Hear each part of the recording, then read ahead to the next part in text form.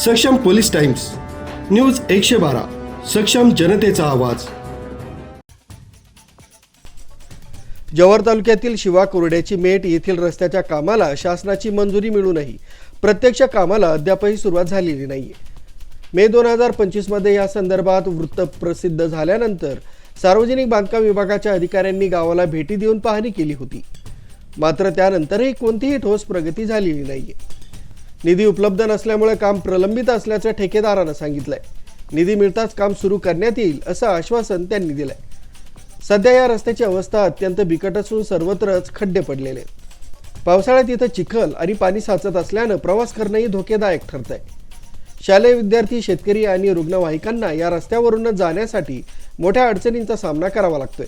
त्यामुळे शासनानं आणि संबंधित विभागानं तातडीनं निधी उपलब्ध करून देऊन या रस्त्याचं काम पूर्ण करावं अशी मागणी स्थानिक ग्रामस्थांनी केली आहे। न्यूज ब्युरो, सक्षम पोलीस टाइम्स, न्यूज 112, जव्हार।